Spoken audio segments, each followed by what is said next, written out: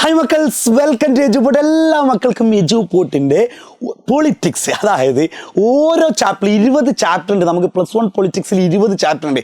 Sir ഈ 20 ചാപ്റ്ററും കൂടി എല്ലാതും പഠിക്കൽ ഇന്ന് നടക്കില്ല, കാരണം നാളെ എക്സാമാണ്. ഞങ്ങൾക്ക് വേറെ എന്തെങ്കിലും വഴിയുണ്ടോ? ഇതായിരുന്നു ഈ ഒരു 3-4 ദിവസം തുരുതുരായുള്ള മെസ്സേജ്. അപ്പോൾ പിന്നെ നമ്മളത് കണ്ടില്ല എന്ന് അടിക്കാൻ പറ്റില്ലല്ലോ.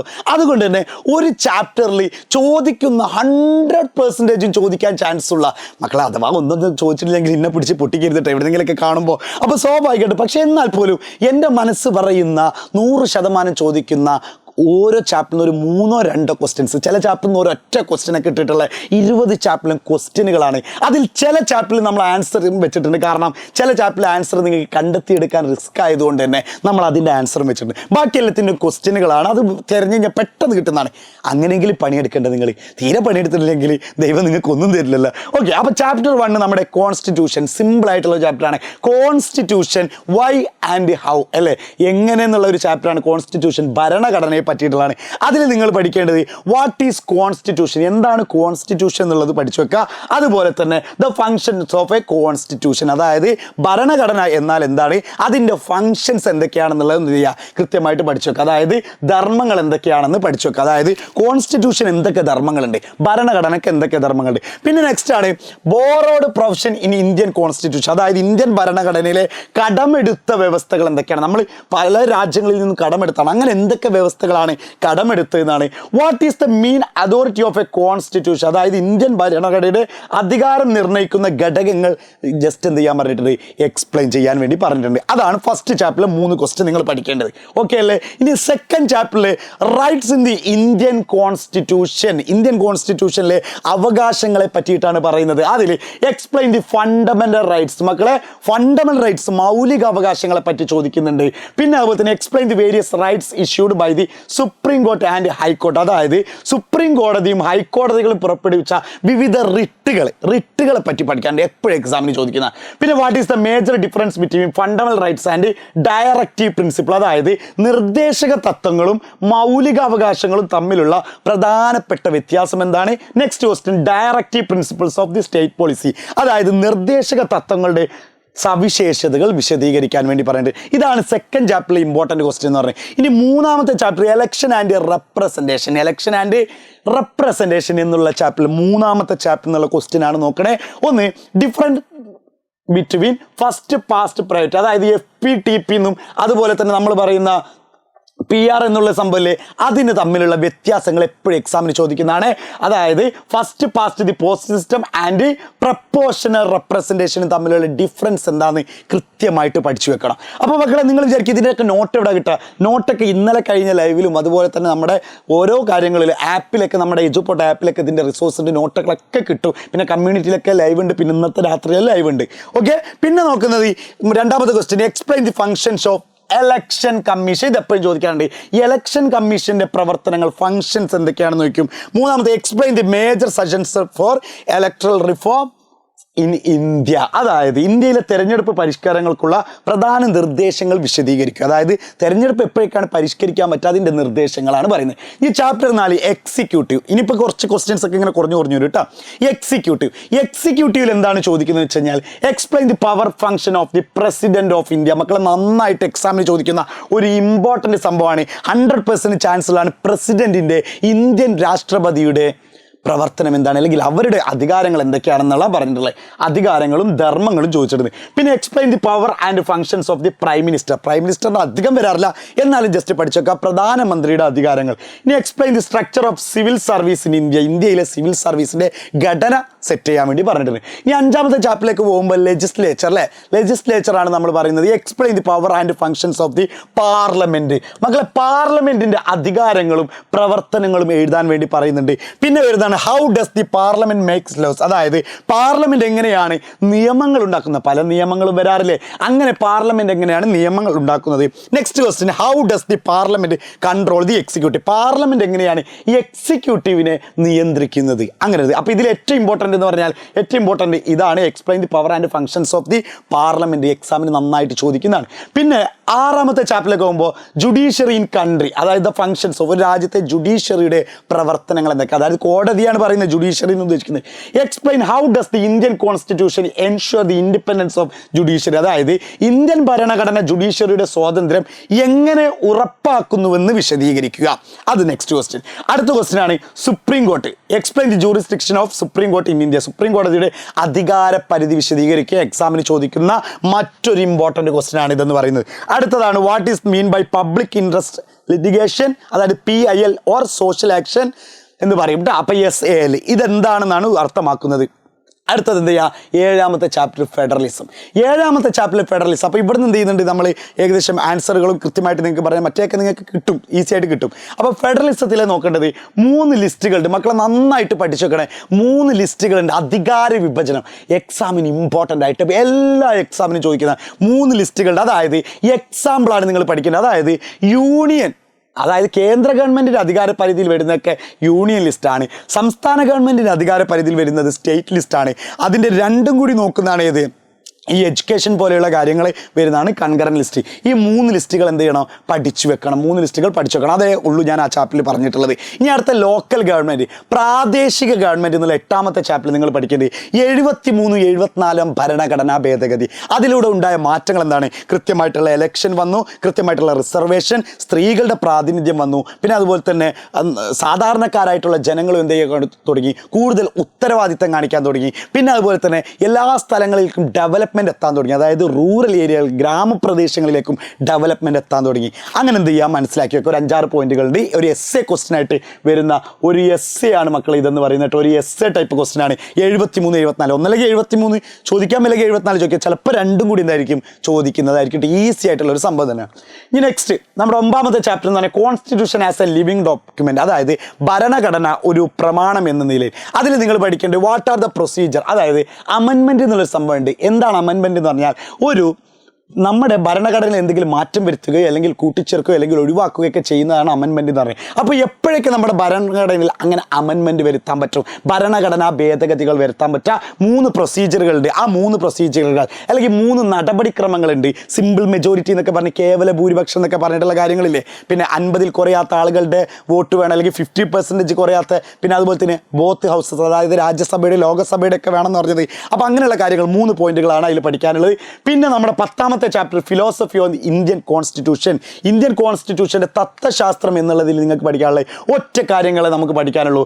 ഒന്ന്, നമ്മുടെ ഇന്ത്യൻ കോൺസ്റ്റിറ്റ്യൂഷൻ്റെ ഫിലോസഫി എന്തൊക്കെയാണെന്നുള്ളത് എന്ത് ചെയ്യണം, കൃത്യമായിട്ട് പഠിച്ചു വെക്കുക. അതായത് ഇൻഡിവിജ്വൽ ഇതുണ്ട്, സെക്കുലറിസമാണ്, ഫെഡറലിസമാണ്, പിന്നെ അതുപോലെ തന്നെ 18 വയസ്സായി കഴിഞ്ഞുള്ള വോട്ടവകാശം, ഇങ്ങനെയുള്ള കാര്യങ്ങളൊക്കെ എന്ത് ചെയ്യുന്നുണ്ട്, നമ്മുടെ ഫിലോസഫിയിൽ പറയുന്നുണ്ട്. ഇനി നമ്മുടെ അടുത്ത ചാപ്റ്ററാണ് നമ്മൾ പറയുന്നത് ഫിലോസഫി ഓഫ് ഇന്ത്യ കോൺസ്റ്റിറ്റ്യൂഷൻ. 11ാമത്തത് പൊളിറ്റിക്കൽ തിയറിയാണ്. പൊളിറ്റിക്കൽ തിയറിയിൽ ഒറ്റ ക്വസ്റ്റ്യൻ ഉണ്ടാവാറുള്ളൂ, എപ്പോഴും ഒറ്റ ക്വസ്റ്റ്യൻ ഉണ്ടാവുള്ളൂ. എന്ത്, what is political theory, what do we study in political theory, എന്തിനു വേണ്ടിയിട്ടാണ് ഈ സിദ്ധാന്തം നമ്മൾ പഠിക്കുന്നതാണ്, അല്ലെങ്കിൽ എന്താണ് പഠിക്കുന്നത് എന്നുള്ളതാണ്. സിദ്ധാന്തത്തിൽ നമ്മൾ പഠിക്കുന്ന കാര്യം എന്താണ് ഈ പൊളിറ്റിക്കൽ തിയറി അല്ലെങ്കിൽ രാഷ്ട്രീയ സിദ്ധാന്തം കൊണ്ട് ഉദ്ദേശിക്കുന്നതെന്ന്. ഇനി അടുത്ത് ഫ്രീഡം എന്നുള്ള ചാപ്റ്റർ 12ാമത്തെ ചാപ്റ്ററിൽ നമുക്ക് പഠിക്കാനുള്ളത് മെയിനായിട്ട് ഹാം പ്രിൻസിപ്പിൾ, 4 മാർക്കിന് ചോദിക്കുന്നതാണ്. ഹാനി സിദ്ധാന്തം, അതായത് ജോൺ സ്റ്റുവർട്ട് മില്ല് കൊണ്ടുവന്ന ഹാനി സിദ്ധാന്തം അല്ലേ, അത് പഠിച്ചു വെക്കണം.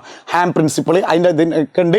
അതിൻ്റെ 2 കാര്യങ്ങളുണ്ട്, സ്വസംബന്ധിയായ സംഭവം, അതായത് സെൽഫ് റിഗാർഡിങ് ആക്ഷനോ അതർ റിഗാർഡിങ് ആക്ഷൻ. അതായത് നമ്മൾ എന്തെങ്കിലും ചെയ്തിട്ട് നമുക്ക് തന്നെയാണ് ബുദ്ധിമുട്ടുള്ളതെങ്കിൽ അതെന്തല്ല നമ്മുടെ പ്രശ്നമാണ്. പക്ഷെ അത് മറ്റൊരാൾക്കാണ് എന്തെങ്കിലും ബാധിക്കുന്നതെങ്കിൽ അതിന് പറയുന്നതാണ് അതർ എന്ന് പറയുന്നത്. ഓക്കെ മക്കളെ, പിന്നെ അതുപോലെ തന്നെ നിങ്ങൾക്ക് എന്തെങ്കിലും പൊളിറ്റിക്സിൽ എന്തെങ്കിലും ഡൗട്ടുകളും കാര്യങ്ങളുണ്ടെങ്കിൽ ഈ അക്കൗണ്ടിലേക്ക് നിങ്ങൾക്ക് എന്ത് ചെയ്യാം. ഇതെൻ്റെ ഇൻസ്റ്റഗ്രാം അക്കൗണ്ടാണ്, SP_സഹദ് എന്ന് പറഞ്ഞിട്ടുള്ള SP, പിന്നെ ഒരു അടിയിലൊരു വര, പിന്നെ സഹദ് എന്നുള്ളത്. ഇതിലേക്ക് നിങ്ങൾക്ക് എന്ത് ചെയ്യുക, അക്കൗണ്ടിലേക്ക് നിങ്ങൾക്ക് മെസ്സേജ് അയക്കാം. നിങ്ങൾക്ക് എന്ത് ഡൗട്ട് ഉണ്ടെങ്കിലും ചോദിക്കാം. പൊളിറ്റിക്സ് നമ്മൾ അടിപൊളിയാക്കും. ഇന്ന് പെട്ടെന്ന് ഈ വീഡിയോ വന്ന ഉടനെ തന്നെ ഈ അക്കൗണ്ട് കാണുമ്പോൾ നിങ്ങൾ ജസ്റ്റ് ഫോളോ ചെയ്യുക. നിങ്ങൾക്ക് എന്തെങ്കിലും ഡൗട്ടുകൾ ഉണ്ടെങ്കിൽ ചോദിക്കുക. അല്ലെങ്കിൽ സാർ ഇതിൻ്റെ നോട്ട് കിട്ടുമെന്ന് ചോദിക്കുമ്പോൾ ഞാൻ നോട്ടിൻ്റെ ലിങ്ക് നിങ്ങൾക്ക് വിട്ടുതരും. എല്ലാത്തിനും ഞാൻ ഓക്കെയാണ്. ഓക്കെ, പിന്നെ അതുപോലെ തന്നെ മക്കൾ ഇങ്ങനത്തെ കുറച്ച് ബുക്കുകൾ പഠിച്ചു വെക്കണം. ഇങ്ങനെ മാച്ച് ദ ഫോളോയിങ് പോലെ കുറച്ച് കാര്യങ്ങൾ വരും. അപ്പോൾ ഇങ്ങനത്തെ ബുക്കുകൾ എന്ത് ചെയ്യണം, പഠിച്ചു വെക്കണം. ബുക്കുകൾ കറക്റ്റായിട്ട് എന്തെങ്കിലും പഠിച്ചു വെക്കണം. ഇതൊരു മാച്ച് ദ ഫോളോയിങ് ഞാൻ ജസ്റ്റ് ഇട്ടാണ്. ഇതല്ലട്ടെ ശരിയായ കാര്യമില്ലേ, ഇത് ശരിയായ കാര്യമില്ലട്ടെ, ഇത് പഠിച്ചു വെച്ചാൽ മതി. ഈ ബുക്ക് എന്തായാലും പഠിച്ചു വെച്ചു. ഈ ബുക്ക് നിങ്ങൾ കൃത്യമായിട്ട് പഠിച്ചു വെച്ച് കഴിഞ്ഞാൽ വളരെ ഈസി ആയിട്ട് കിട്ടും. ഈ ബുക്ക് കൃത്യമായിട്ട് എന്ത് ചെയ്യുക, പഠിച്ചു വെക്കട്ടെ. അതാ കണ്ടോ, സ്വാതന്ത്ര്യത്തിലേക്കുള്ള, അതേപോലെ തന്നെ answer freedom from fear, Nelson Mandela long walk to freedom, Deepa Mehta water, J S. Mill on liberty. അപ്പോൾ ഇങ്ങനെയുള്ള ബുക്കുകൾ എന്ത് ചെയ്യണം, കൃത്യമായിട്ട് പഠിച്ചു വെക്കണം. പിന്നെ അതുപോലെ തന്നെ ഡിഫറെൻറ്റ് ലെവൽസ് ഓഫ് ഫ്രീഡത്തിൻ്റെ ഡിഫറെൻറ്റ് ലെവൽസുകളുണ്ട്. അതാണ് നെഗറ്റീവ് ലിബർട്ടി എന്നൊക്കെ പറഞ്ഞ പോസിറ്റീവ് ലിബർട്ടി. അതെന്ത് ചെയ്യണം, പഠിക്കണം. പിന്നെ ഇക്വാലിറ്റി, സമത്വത്തിൽ നമുക്ക് പഠിക്കാം. What is equality? അങ്ങനെ വലിയതല്ല, പക്ഷേ 2 മാർക്കിന് ചോദിച്ചിട്ടുണ്ട് എന്താണെന്നുള്ള സമത്വം എന്ന് പറഞ്ഞാൽ സ്വാഭാവികമായിട്ട് നിറത്തിൻ്റെ പേരിലോ ലിംഗത്തിൻ്റെ പേരിലോ ഒന്നും എന്തില്ല, വിവേചനമില്ലാത്തൊരവസ്ഥയാണ് എന്തെന്ന് പറയുന്നത് സമത്വം, ഇക്വാലിറ്റി എന്ന് പറയുന്നത്. ഇനി അടുത്തത്, ഇത് നന്നായിട്ട് ഇമ്പോർട്ടൻറ്റ് ക്വസ്റ്റ്യൻ ആണ്. Explain 3 dimension of equality. ഇക്വാലിറ്റിൻ്റെ 3 മാനങ്ങൾ എഴുതാൻ, അതായത് political equality, social equality, economical equality. ഇത് കൃത്യമായിട്ട് എന്ത് ചെയ്യണം, പഠിച്ചു വെക്കണം. കൃത്യമായിട്ട് പഠിച്ചു വെക്കണം. 3 തരം ഇക്വാലിറ്റിയാണ് കേട്ടോ. ഇതൊക്കെ എന്ത് ചെയ്യുന്നുണ്ട്, അതിൻ്റെതാണ് സ്വാഭാവികമായിട്ട് അതിൻ്റെ എക്സാമ്പിൾ അടക്കം നിങ്ങൾ പഠിച്ചെടുക്കുക. എക്സാമ്പിൾ അടക്കം നിങ്ങൾ എന്ത് ചെയ്യണം, പഠിച്ചു വെക്കണം. എക്സാമ്പിൾ വെച്ചിട്ടൊക്കെ എക്സാമിന് ചോദിക്കാറുണ്ട്. പിന്നെ ഇക്വാലിറ്റി, സമത്വം എങ്ങനെ നമുക്ക് എന്ത് ചെയ്യാം, വളർത്തിയെടുക്കാൻ പറ്റുക. അത് എങ്ങനെയൊക്കെയാണ് വളർത്തിയെടുക്കാൻ പറ്റുകയെന്ന് വെച്ചാൽ ഒന്ന് ഒഫീഷ്യൽ ഇവിടെ കണ്ടോ 3 വ്യത്യസ്തത ഉണ്ട്. അതായത് ഔപചാരിക സമത്വം, വ്യത്യസ്ത പരിഗണനയുള്ള സമത്വം, അനുകൂലാത്മക സമത്വം. അതിൻ്റെ ഇംഗ്ലീഷും ഉണ്ട് മലയാളവും ഉണ്ട്. അതിൻ്റെ നോട്ട് കറക്റ്റായിട്ട് ഇവിടെ തന്നെ ഉണ്ട്. അതൊക്കെ എന്ത് ചെയ്യുക, ജസ്റ്റ് വായിച്ച് നോക്കാം. പിന്നെ അടുത്ത സോഷ്യൽ ജസ്റ്റിസ്, സാമൂഹിക നീതി. സോഷ്യൽ ജസ്റ്റിസിൽ നിങ്ങൾ പഠിക്കേണ്ടത് റിപ്പബ്ലിക് എന്ന ഗ്രന്ഥത്തിൻ്റെ ഉടമാരാണ്, അത് പ്ലേറ്റോ ആണെന്ന് മനസ്സിലാക്കി വെക്കുക. പിന്നെ അതുപോലെ തന്നെ ദ തിയറി ഓഫ് ജസ്റ്റിസ് ആരാണ്, ജോൺ റോൾസ് ആണ്. ഇത് 1 വേർഡ് ചോദിക്കാറുണ്ട്, അല്ലെങ്കിൽ മാച്ച് ദ ഫോളോയിങ് ചോദിക്കാറുണ്ട്. പിന്നെ വെയിൽ ഓഫ് ഇഗ്നോറൻസ്, അതായത് അജ്ഞതയുടെ മൂടുപാര, അതും ആരാണ്, ജോൺ റോൾസ് എന്നാണ് കേട്ടോ. പിന്നെ വരുന്നതാണ് കോൺസെപ്റ്റ് ഓഫ് ജസ്റ്റിസ്, നീതി എന്ന ആശയം വിവരിക്കുക, നീതിയുടെ പ്രിൻസിപ്പിൾസ് ഓഫ് ജസ്റ്റിസ്, നീതിയുടെ 3 തത്വങ്ങൾ വിവരിക്കുക എന്നുള്ള കേട്ടോ. അതാണ് 3 തത്വങ്ങളാണ്. ഈക്വൽ ട്രീറ്റ്മെൻറ്റ് ഫോർ ഈക്വൽ, തുല്യ പരിഗണന, പ്രൊപ്പോർഷനേറ്റ് ജസ്റ്റിസ്, ആനുപാതിക നീതി, റെക്കഗ്നിഷൻ ഓഫ് സ്പെഷ്യൽ നീഡ്, ആവശ്യങ്ങൾ അന്വേഷിക്കൽ. ഇതാണ് നമ്മുടെ ജസ്റ്റിസിൻ്റെ 3 കാര്യങ്ങൾ എന്ന് പറഞ്ഞിട്ടോ. ഇവിടെ കൃത്യമായിട്ട് ഈ കൺസെപ്റ്റൊക്കെ കൊണ്ടുവന്നാരാണ്, ജെർമി ബന്ധം. അതായത് ഈക്വൽ ട്രീറ്റ്മെൻറ്റ് ഫോർ ഈക്വൽ, തുല്യ പരിഗണന കൊണ്ടുവരുന്നത് ജെർമി ബന്ധമാണെന്ന് എന്ത് ചെയ്യുക, മനസ്സിലാക്കി വെക്കുക. പിന്നെ അതിൻ്റെ കുറേ കാര്യങ്ങളൊക്കെ ഇവിടെ കൊടുത്തിട്ടുണ്ട്. ഇനി അടുത്ത റൈറ്റ്സ്, ഏറ്റവും ഇമ്പോർട്ടൻ്റ് ആയിട്ടുള്ള സംഭവമാണ് റൈറ്റ്സ് എന്നുള്ള ചാപ്റ്റർ. 15ാമത്തെ ചാപ്റ്ററിൽ നിങ്ങൾ പഠിക്കേണ്ടത് എന്താണ് റൈറ്റ്സ്. വലിയ ഇമ്പോർട്ടൻ്റ് ഉള്ള കാര്യമില്ല, പക്ഷേ ഇമ്പോർട്ടൻ്റ് ഉള്ള കാര്യമാണ്. റൈറ്റ് ഇത് ഡിഫറെൻറ്റ് ടൈപ്സ് ഓഫ് റൈറ്റ്, അതായത് വ്യത്യസ്ത തരം അവകാശങ്ങൾ. മക്കൾ ഒരു ടേബിൾ തന്നിട്ട് നിങ്ങളോട് ചോദിക്കും 4 ടൈപ്പ്, ഇത് കണ്ടില്ലേ, ഇതിൽ നിങ്ങൾ എക്സാമ്പിൾ പഠിച്ചു പോകണം. ഈ പൊളിറ്റിക്കൽ റൈറ്റിൽ പെട്ട എക്സാമ്പിൾ ഏതാണ്, പൗരാവകാശങ്ങൾ, സിവിൽ റൈറ്റ്സ് ഏതാണ്, എക്കണോമിക് റൈറ്റ്സ് ഏതാണ്, കൾച്ചർ റൈറ്റ് ആണ്. ഇത് അതുപോലെ തന്നെ ഇത് നിങ്ങൾക്ക് എന്തായിരിക്കണം, ഇമ്പോർട്ടൻ്റ് ആയിട്ട് പഠിച്ചു വെക്കണം. അതിൻ്റെതാ ഇപ്പോൾ വോട്ടവകാശം, മത്സരിക്കാനുള്ള അവകാശമൊക്കെ ഏതിലാണ് വരുന്നത്, പൊളിറ്റിക്കൽ റൈറ്റ്സ് ആണ്. അതേപോലെ തന്നെ സിവിൽ റൈറ്റ്സ് നോക്കുക, അങ്ങനത്തെ കുറച്ച് കാര്യങ്ങൾ. പിന്നെ എക്കണോമിക് റൈറ്റ്സ്, കൾച്ചർ റൈറ്റ് എന്ത് ചെയ്യണം, കൃത്യമായിട്ട് എക്സാമ്പിൾ അടക്കമാണ് നോക്കി വെക്കേണ്ടത്. എക്സാമ്പിൾ വെച്ചിട്ടാണ് ചോദിക്കുക. ഇനി 16ാമത്തെ ചാപ്റ്റർ സിറ്റിസൺഷിപ്പിൽ ഡിഫൈൻ സിറ്റിസൺഷിപ്പ്, എന്താണ് പൗരത്വം എന്നുള്ളത് നോക്കി വെക്കുക. പൗരത്വം എന്ന് പറഞ്ഞാൽ അറിയാമല്ലോ, എല്ലാ രാഷ്ട്രത്തിലും തുല്യവും പൂർണ്ണമായ അംഗത്വമാണ് പൗരത്വം എന്ന് ഉദ്ദേശിക്കുന്നത്. ഇനി ഇന്ത്യൻ സിറ്റിസൺഷിപ്പ് കിട്ടാനുള്ള, ഇത് എക്സാമിന് ചോദിക്കുന്ന ഇമ്പോർട്ടൻ്റ് ക്വസ്റ്റ്യൻ ആണ്. ഇന്ത്യൻ പൗരത്വം കിട്ടാൻ എന്തൊക്കെ വഴികളാണ് ഉള്ളത്, രജിസ്ട്രേഷൻ എന്നൊക്കെ പറഞ്ഞിട്ടുള്ള കുറച്ച് കാര്യങ്ങളില്ലേ, അതൊക്കെ എന്ത് ചെയ്യുക, മനസ്സിലാക്കി വെക്കുക. ഇനി യൂണിവേഴ്സൽ സിറ്റിസൺഷിപ്പും ഗ്ലോബൽ സിറ്റിസൺഷിപ്പ് എന്ത് ചെയ്യണം ചോദിക്കുന്നതാണ്. യൂണിവേഴ്സൽ സിറ്റിസൺ സാർവത്രിക പൗരത്വം, ഗ്ലോബൽ സിറ്റിസൺഷിപ്പ് ആഗോള പൗരത്വം. ഇത് തമ്മിലുള്ള വ്യത്യാസങ്ങൾ എപ്പോഴും ചോദിക്കാറുണ്ട്. ഇനി എലമെൻറ്റ്സ് ഓഫ് സ്റ്റേറ്റ്, രാഷ്ട്രത്തിൻ്റെ ഘടകങ്ങൾ എന്തൊക്കെയായിരുന്നു, പോപ്പുലേഷൻ, ടെറിറ്ററി, ഇവിടെ ആണ് കേട്ടോ. ഗവൺമെൻറ്, സോവറിറ്റി, ജനങ്ങൾ, ഭൂപ്രദേശം, ഭരണകൂടം, പരമാധികാരം. ഇതാണ് ഒരു സ്റ്റേറ്റ് ഉണ്ടാവണമെങ്കിൽ വേണ്ട ഫാക്ടേഴ്സ് എന്ന് പറയുന്നത് കേട്ടോ. ഓക്കെ, ഇനി അതുപോലെ തന്നെ ആഗോള പൗരത്വം നമ്മൾ ഓൾറെഡി പറഞ്ഞു. പിന്നെ നാഷണാലിസം, അതായത് 17ാമത്തെ ചാപ്റ്ററിൽ നാഷണാലിസം, ദേശീയത എന്നുള്ള ചാപ്റ്ററിൽ നോക്കുന്നത് എന്താണ്, വാട്ട് ഈസ് നാഷണാലിസം. അധികം ഇമ്പോർട്ടൻ്റ് അല്ല, പക്ഷെ എന്നാൽ ഇത് ചോദിക്കും. ഇതാണ് ഏറ്റവും ഇമ്പോർട്ടൻ്റ് ആയിട്ട് ചോദിക്കുന്ന ക്വസ്റ്റ്യൻ. ദേശീയതയെ സ്വാധീനിക്കുന്ന ഘടകങ്ങൾ എന്തൊക്കെയാണ്. വീണ്ടും മക്കളെ പറയുന്നുണ്ട്, ആർക്കെങ്കിലും എന്തെങ്കിലും ഡൗട്ട് ഉണ്ടെങ്കിൽ ഈ ഇൻസ്റ്റഗ്രാം അക്കൗണ്ടിലേക്ക് നിങ്ങൾക്ക് എന്ത് ചെയ്യാം, മെസ്സേജ് അയക്കാം. SP_സഹദി എൻ്റെ പേഴ്സണൽ അക്കൗണ്ട് തന്നെയാണ്, വേറെ ആരുടേതല്ല. നിങ്ങൾക്ക് ധൈര്യമായിട്ട് നിങ്ങൾക്ക് എന്ത് കാര്യങ്ങൾ, സ്റ്റഡി ടിപ്സ് വേണമെങ്കിലും, മോട്ടിവേഷൻ വേണമെങ്കിലും, എന്ത് വേണമെങ്കിലും നിങ്ങൾക്ക് ഇതിലൂടെ ചോദിക്കാം. ഘടകങ്ങൾ ഏതൊക്കെയാണെന്ന് വെച്ചാൽ history, territory, common belief, common political ideas, common political identity, മലയാളവും കൊടുത്തിട്ടുണ്ട്. ഇതാണ് നമ്മുടെ ദേശീയതയെ സ്വാധീനിക്കുന്ന ഘടകങ്ങൾ. ഇത് എക്സ്പ്ലെയിൻ ചെയ്യാനാണ് ചോദിക്കുന്നതെങ്കിൽ മാർക്കിൻ്റെ അടിസ്ഥാനത്തിൽ നിങ്ങൾ എന്ത് ചെയ്യണം, ഓരോന്നിനും ഓരോ 2 വരിയെങ്കിലും എഴുതി കൊടുക്കണം. അതൊക്കെ ഇവിടെ ഉണ്ട് കേട്ടോ, നോട്ട് നിങ്ങൾക്ക് കിട്ടുക. ഇനി അടുത്തത് ഡിസ്കവറി ഓഫ് ഇന്ത്യ, അതായത് ഇന്ത്യയെ കണ്ടെത്തൽ എന്നുള്ളത് ആരുടേതാണ്? അത് ജവഹർലാൽ നെഹ്റുവിൻ്റെയാണ്. ഇനി അടുത്ത 18ാമത്തെ ചാപ്റ്റർ സെക്കുലറിസം, മതേതരത്വത്തിൽ നിങ്ങൾ പഠിക്കേണ്ടത് 2 ടൈപ്പ് മതേതരത്വമുണ്ട്. അതായത് ഇന്റർ റിലീജിയസ്, അതായത് നമ്മൾ പറയുന്ന ഇന്റർ റിലീജിയസ് അന്തർമത മേധാവിത്വവും ഇൻട്രാ റിലീജിയസ് ആന്തരിക മത മേധാവിത്വം. അതായത് ഒരു മതം മറ്റൊരു മതത്തിൻ്റെ മേൽ ആധിപത്യം സ്ഥാപിക്കുന്നത് ഏതാണ്? ഇന്റർ റിലീജിയസ് അന്തർമത മേധാവിത്വം. ഒരു മതത്തിൻ്റെ ഉള്ളിൽ തന്നെ മറ്റൊരു ഗ്രൂപ്പുമായിട്ട് ഇതാകുന്നത് ആന്തരിക മത മേധാവിത്വം. അത് പഠിച്ചു വെക്കാം. പിന്നെ ഏറ്റവും ഇമ്പോർട്ടൻ്റ് ആണ് നമ്മുടെ ഇന്ത്യൻ സെക്കുലറിസവും വെസ്റ്റേൺ സെക്കുലറിസവും, പാശ്ചാത്യ മതേതരത്വവും ഇന്ത്യൻ മതേതരത്വം. മക്കളെ ഇതൊരു ആണ്, ഇതൊരു അല്ലെങ്കിൽ ഒരു എന്താണ് പറയുന്നത്, ഒരു 4-5 മാർക്കിനൊക്കെ ചോദിക്കാൻ ചാൻസ് ഉള്ള ഒരു ക്വസ്റ്റ്യൻ ആണ് ഇന്ത്യൻ സെക്കുലറിസം. അതും കാര്യങ്ങളൊക്കെ എന്ത് ചെയ്യുക, പഠിച്ചു വെക്കുക. ഇനി അടുത്ത് നമ്മൾ പറയുന്നത് ക്രിറ്റിസിസം ലെവൽ, ഇതൊരു 4 മാർക്കിന് ചോദിക്കുന്നതാണ്. അതായത് ഇന്ത്യൻ മതേതരത്വത്തിനെതിരെ നിലനിൽക്കുന്ന വിമർശനങ്ങൾ എന്തൊക്കെയാണെന്ന് ചെയ്യും പഠിച്ചു വെക്കണം. അതായത് ആൻറ്റി റിലീജിയസ് ആണ്, മതവിരുദ്ധമാണ്, പാശ്ചാത്യ ഇറക്കുമതി, ഇടപെടലുകളുടെ വോട്ട് ബാങ്ക് നയങ്ങൾ, ന്യൂനപക്ഷങ്ങൾ എന്നൊക്കെ പഠിക്കുക. ഇനി 19ാം ചാപ്റ്റർ സമാധാനത്തിൽ നിങ്ങൾ പഠിക്കേണ്ടത് സ്ട്രക്ചറൽ വയലൻസ് ആണ്. ഇതാണ് ഏറ്റവും കൂടുതൽ എന്ത് ചെയ്യുന്നത് 3 മാർക്കിനൊക്കെ ചോദിക്കുന്ന ഒരു ക്വസ്റ്റ്യൻ ആണ്. സ്ട്രക്ചറൽ വയലൻസ് അല്ലെങ്കിൽ ഘടനാപരമായ ഹിംസ. അത് കണ്ടോ, caste system, patriarchy, colonialism, racism, communalism. ഇതെന്ത് ചെയ്യണം, കൃത്യമായിട്ട് പഠിച്ചു വെക്കേണ്ട കാര്യം, ഓക്കെ. ഇനി അടുത്ത് നമുക്ക് എന്ത് ചെയ്യാം, ഇതിൻ്റെ ഒക്കെ എക്സ്പ്ലനേഷൻ ഉണ്ട്. ഇനി ലാസ്റ്റ് ചാപ്റ്റർ നമ്മൾ പോലെ ഡെവലപ്മെന്റ് ആണ്.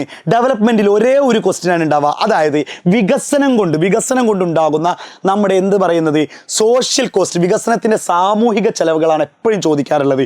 അത് ആൾക്കാരെ ജീവൻ നഷ്ടപ്പെടും, പിന്നെ സ്വാഭാവികമായിട്ട് അവരുടെ ട്രഡീഷണൽ സ്കില്ല് നഷ്ടപ്പെടും, പിന്നെ അതുപോലെ തന്നെ അവരുടെ ഒരു ചെറുപ്പകാലം അവിടെ നഷ്ടപ്പെടാണ്, വീട് നഷ്ടപ്പെടും, ഒരുപാട് ഉണ്ട്. അതായത് ഒരു നാട്ടിൽ വികസനം വരുമ്പോൾ ഇടയ്ക്ക് ചോദിക്കാറുണ്ട് എൻവിയോൺമെന്റൽ കോസ്റ്റ്, പാരിസ്ഥിതിക ചെലവുകൾ എന്തൊക്കെയാണ്, കൂടുതൽ ചോദിക്കുക സാമൂഹിക ചെലവുകളാണ്. അപ്പോൾ മക്കളെ എപ്പോഴും നിങ്ങൾ എന്ത് ചെയ്യുക, ഇത്രയും സാധനങ്ങൾ പഠിച്ചു എന്നുള്ളതിന് ഉറപ്പ് വരുത്തി കഴിഞ്ഞതിന് ശേഷം നിങ്ങൾ എന്ത് ചെയ്യുക, നിങ്ങൾക്കിത് A+ അല്ല, നിങ്ങൾക്ക് ഫുൾ മാർക്ക് തന്നെയാണ്. ഇത് മുഴുവൻ പഠിച്ചാൽ ചിലപ്പോൾ ഒരു 2-3 മാർക്ക് കുറയുന്നല്ലാതെ ഇത് മുഴുവൻ പഠിച്ചു കഴിഞ്ഞാൽ നിങ്ങൾ സെറ്റാണ്. ഓരോ ചാപ്റ്ററിനും ഞാനൊരു 3 ക്വസ്റ്റ്യൻ വീതം മാത്രമേ ഇട്ടിട്ടുള്ളൂ.